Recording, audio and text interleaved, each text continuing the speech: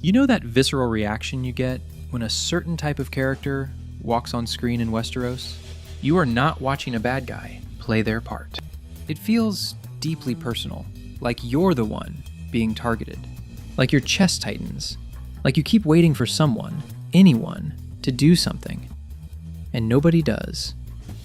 I've been trying to figure out how they build that feeling, and I think I finally cracked it. So I just finished A Knight of the Seven Kingdoms, and I loved it. I've talked about it on this channel already, but while I was watching, something kept happening to me. I kept stopping, I kept rewinding, going back to specific scenes. Because of Aerion. Prince Aerion Targaryen, Aerion Brightflame as he calls himself, made me so angry watching him. And that anger made me want to figure out exactly how. Because it's not the first time this franchise has done it to me. I still think about the Purple Wedding. Joffrey Baratheon choking on poisoned wine at his own wedding, stumbling around in front of everyone, face turning purple. And everyone watching that scene, millions of people, felt something close to joy, cheering at a child dying on screen, because they cared so much that his death felt like justice finally being handed down. The show spent 2 full seasons building to that moment, and when it landed, something resolved. Something that had been building inside the audience for 2 years finally got released. That feeling, that specific, deeply personal satisfaction, that doesn't happen by accident. I remember sitting there watching it thinking, how did they do that? How did they make me feel that much about a fictional person dying? So when Aerion started making me feel the same way, I went back and actually tried to figure it out. I looked at 3 characters across this universe, Joffrey Baratheon, Ramsay Bolton, and Aerion Brightflame, and tried to figure out what each one actually does. What specific thing makes you feel it that personally? What each one adds that the character before didn't have? And then there's one more character I want to talk about. Someone who had every ingredient the others had, and completely failed. Because that failure is actually the most useful thing in this whole investigation. Even knowing how this works won't protect you from it. I found that out writing this video. Hey guys, I'm Mac. Welcome back to Scene Shift. Let's get into it. So here's what I kept coming back to with Joffrey. The cruelty itself isn't the thing. There are cruel characters everywhere in TV. What makes Joffrey different is the feeling of watching him, this suffocating sense that the cruelty has no ceiling and no consequence. Martin himself described Joffrey as a classic 13-year-old bully who accidentally got handed absolute power. And that's the key. Power with no consequence turns ordinary cruelty into something unbearable. A bully with no power, you roll your eyes. The same bully with the Iron Throne makes you physically tense up. But here's how the show actually builds that. It doesn't just tell you Joffrey is unstoppable. It makes you feel it through someone else. Game of Thrones spends its entire first season making you trust Ned Stark. Genuinely trust him. Ned is honorable in a world that treats honor like a character flaw. He plays the game wrong because he refuses to cheat. And Westeros, as brutal as it is, operates on a logic Ned understands. Behave with integrity, and in some form, it matters. Then Joffrey sits on the Iron Throne, and everything Ned represents becomes a liability overnight. The moment where it all locks in is the execution. Ned has confessed. The deal was meant to spare him. Everyone is expecting exile to the Night's Watch. Joffrey stands up and gives a little speech. His mother wants mercy. His betrothed wants mercy. They have the soft hearts of women. And then he calls for Ned's head anyway. He's not bored. He's performing. He wants the crowd to watch him decide. It's the first time he gets to use absolute power in public with everyone watching, and he savors every second of it. So the show puts Sansa Stark right next to him with nowhere to go and runs every one of his worst impulses through her. He makes her look at her father's head on a spike. He has his Kingsguard beat her publicly in the middle of court. He personally murders a sex worker Rose with a crossbow purely for his own entertainment. And every single one of those moments, the camera makes you watch. You keep waiting for someone to step in. The Kingsguard won't, the courts won't. Cersei redirects him at most. The whole system that was supposed to protect people is now just the tool Joffrey uses, and you sit there holding that helplessness with nowhere to put it. Then the show does one more thing that I think most people don't fully clock. It shows you exactly where the damage came from, and then refuses to let that matter. The show gives you the shape of it. Cersei's coddling, Robert's open contempt.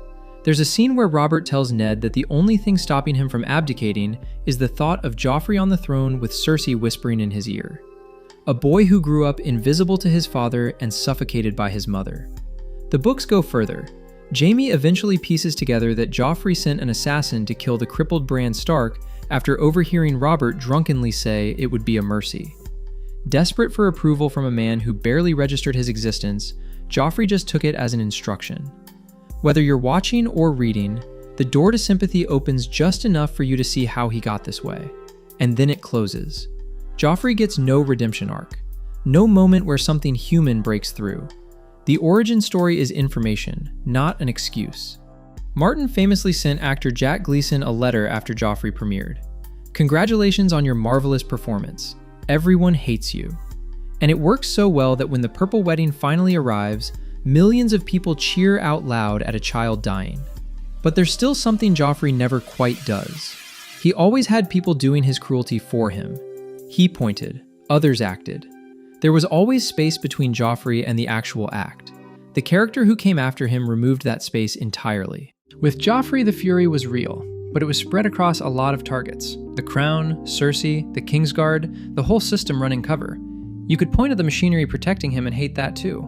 Ramsay does it himself. He's there every single time, in the room, doing it. No Crown protecting him, no guards following orders, just Ramsay and what he chooses to do. And that changes how personal the hatred feels. With Joffrey, you could diffuse some of your anger onto the system. With Ramsay, there's nothing else in the room. And the show gives him a specific target. And this is where it gets really precise. Theon Greyjoy is genuinely complicated going into this. He makes bad choices, he betrays people, but the show gives you enough of his story that you feel something for him. You understand the corner he's backed himself into. Then Ramsay gets hold of him. What follows is so patient, so deliberate. Ramsay locks Theon up and methodically takes him apart, offers him escape, lets him believe he's free, then reveals it was a game, over and over, until Theon just stops trying. He flays him, he castrates him, he strips away everything that made Theon who he was. The person who comes out the other side is barely recognizable. Reek. A shell that flinches and obeys and has genuinely forgotten what he used to want. At some point, you stop watching suffering and start watching erasure. Ramsay wants people to stop existing as themselves. The cruelty is just the method. The goal is Reek. Watching that happen step by step with nothing you can do about it, that's a completely different kind of awful. But the most interesting thing about the Ramsay arc isn't even the cruelty itself. It's how long the show makes you carry it. Every crime that goes unpunished is a debt the writers take out against the audience's patience. They're essentially saying, trust us, the payoff is coming, stay with this. And the longer they make you wait, the heavier the debt gets, the more extraordinary the payoff has to be. With Ramsay, they made the audience wait for years, multiple seasons, months of real time between episodes. Every chapter in a story that refused to resolve. And carrying that weight for actual months between seasons means that when the release finally comes, it hits somewhere deep. Ramsay's death is still one of the most satisfying things I have ever seen in this show. Jon Snow beating him into the ground, Sansa watching the dogs take him. It works so completely because of everything that built to it. The debt was enormous, and the payoff landed with interest. I thought after Ramsay I understood the whole picture, and then someone on the same show took every single thing Joffrey and Ramsay built and fumbled all of it so completely that it's almost instructive. Euron Greyjoy. Quick pause. If you're enjoying this breakdown, please hit like and subscribe. It helps the channel out a ton. In the later seasons of Game of Thrones, after Martin stopped providing source material, it is so obvious the writers were trying to build the next Joffrey, the next Ramsay. They gave Euron everything on the surface. Insanely cruel cuts out his crew's tongues, commands the Iron Fleet, kills Rhaegal, a dragon, right out of the sky. Nobody felt that deep, personal, skin-crawling hatred for Euron. Most people just found him annoying. And you can see why, pretty quickly. Joffrey's power felt real because it came from the actual structures of Westeros, the throne, the law, the systems that were supposed to protect people. You couldn't stop Joffrey because the machinery of the entire kingdom was behind him. Euron's power felt like the script just deciding he would win. He magically builds 1,000 ships in a barren wasteland. He perfectly ambushes fleets in open ocean. With Joffrey, the helplessness came from something real. With Euron, it was just frustration with bad writing. There was no Sansa. No sustained witness the camera kept forcing you to watch. Euron hurt people at a distance in big action sequences and moved on. The personal intimacy Ramsay had was never there. There was no Theon, nobody slowly disappearing, no years of pressure building.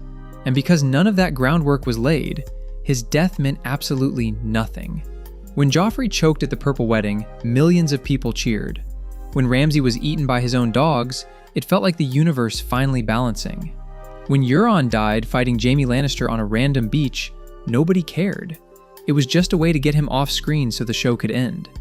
Euron is proof that you can hand a villain every surface ingredient and still produce nothing if you skip the actual work.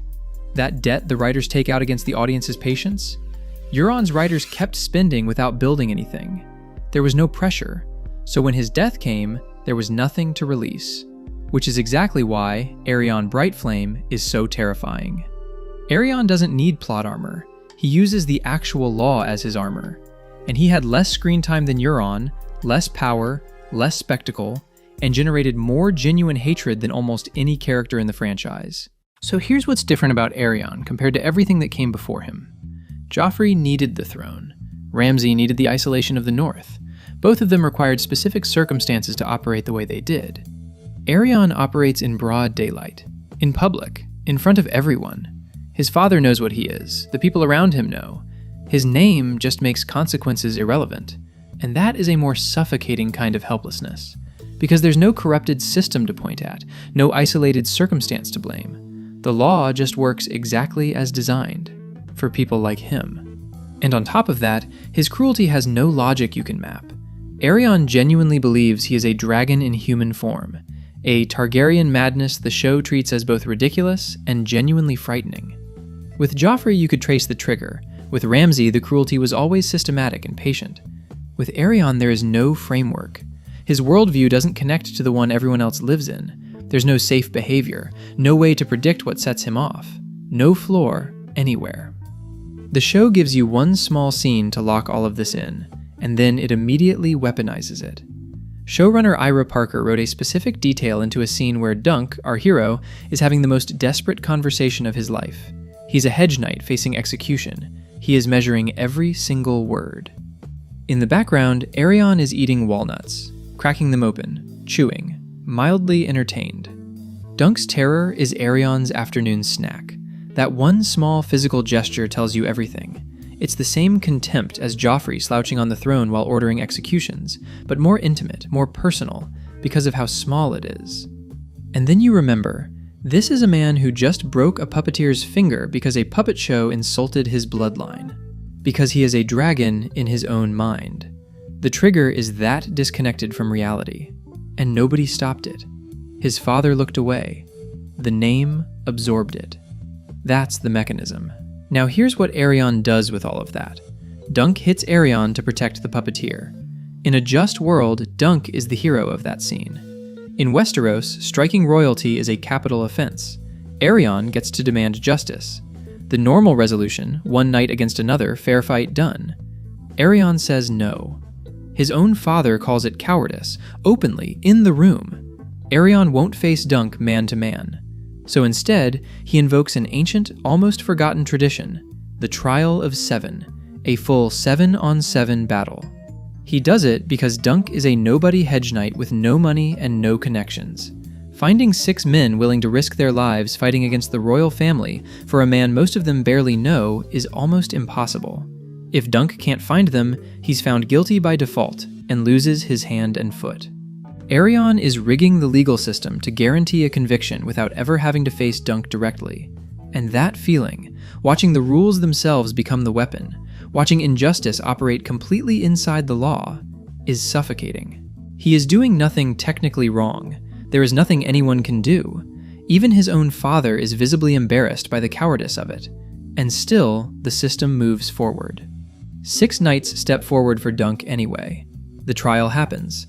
The most genuinely good person in this entire story, the one man with the power and the will to actually make Westeros better, dies in the fight.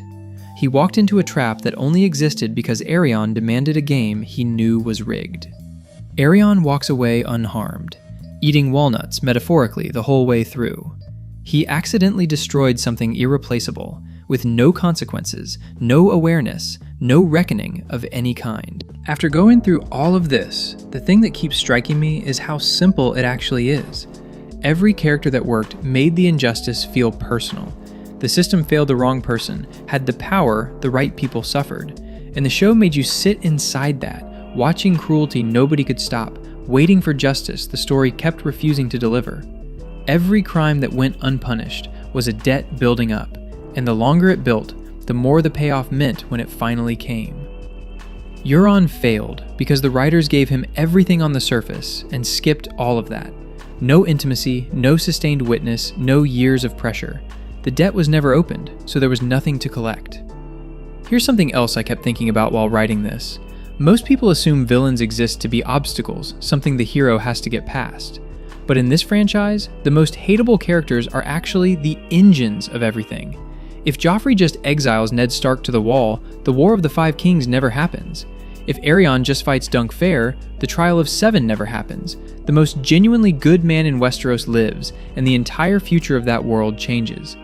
These characters don't just obstruct the story, they break it open. Honorable people like Ned and Dunk want to preserve things. It's the petty, arrogant, entitled ones who shatter the status quo and force history to move. And there's one more thing about why they hit as hard as they do. We don't hate the White Walkers because we don't look in the mirror and see a magical ice zombie. But Joffrey's cowardly bullying, the cruelty of someone who knows they won't face consequences, that's recognizable. Ramsay's need to take something whole and unmake it completely. There's a dark human logic to that. Aerion's unearned arrogance, the absolute certainty that the world owes him accommodation, that's everywhere. Jung called this the shadow, the parts of human nature we suppress and pretend aren't there. These characters hold that up and make you look at it, and the hatred you feel for them is partly a rejection of something you recognize. That's why their deaths feel like more than just an ending. It's catharsis in the original sense, a purging, the universe finally naming what you've been looking at. I sat down to write this video having already watched all of these characters, having already thought about them for hours. I knew exactly what was happening and why, and I still felt it. The physical tension when Joffrey slouched on the throne, the suffocating dread of Ramsay's smile, the infuriating sound of Aerion cracking a walnut. Knowing how the trap works doesn't stop it from closing on you. That's the whole thing. And the writers who forgot it gave us Euron. If you enjoyed this, please drop a like and subscribe. Aerion is a perfect villain, but to see how a Knight of the Seven Kingdoms made Westeros feel bigger than ever by shrinking the stakes down to just a hedge knight and a boy, click the video on your screen right now. I'll see you there.